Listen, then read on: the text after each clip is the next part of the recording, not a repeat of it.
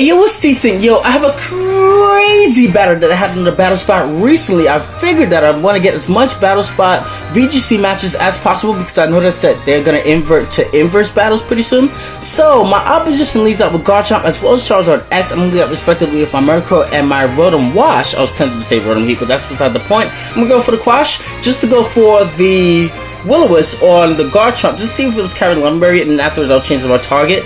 More than likely, it would be carrying the Lumberry. I'm expecting it to carry the Lumberry, but that's just to bird it off for a little bit later on. Me predicting him to try to switch out later on, but it turns out that he does not have that, which is a good ordeal, so I don't have to force his Garchomp to switch on the secondary turn. He actually went for the Flare Blitz on my Rotom. I kind of ignored that, but I was thinking in the back of my mind, like, why not just go for the Dragon Claw? But then again, I do have Mega Mawile, so I guess he was predicting me to go into my Mega Mawile for that turn before he would presumably go for like a Substitute and or like a Protect or something like that, presuming that I would try to get off an Intimidate before the Garchomp gets a sub up.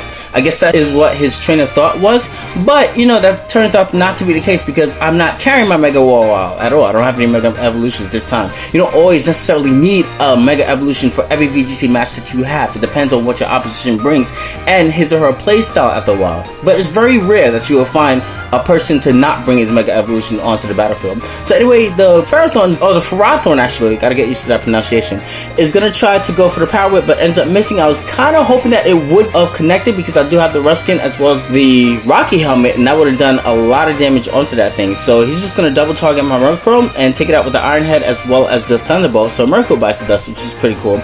Now this gives me a free opt into my Tyranitar, which is great because Dragon Claw almost knocked it out. Now I could just protect with the Tyranitar, assuming that Gengar stays in, but he switches out, which is good too, because I can protect also while I get up a free substitute that allows my Garchomp to get a substitute up like I wanted to. So I thought that he was going to try to double target my Tyranitar and then afterwards try to finish off my Garchomp for a little bit later on, but I used that to try to get a little bit of an advantage up on him because now I'm behind a substitute, and I also have Fire Blast on this thing, so I can kill this clown right now, which is exactly what I'm just going to do. So I do that, the Fire Blast and the combination of that and Dragon Claw. So now he just has Gengar left over as well as his Burn Garchomp. So I'm just gonna double protect so that his Gengar bites the dust. I don't have to deal with any like Destiny Bonds or anything like that. And then afterwards, even if his Garchomp wants to go for the substitute, I am weakness policy and I do have like a lot of HP and defense investments. So an Earthquake coming from the Garchomp won't be able to finish it off. I'm just gonna double protect.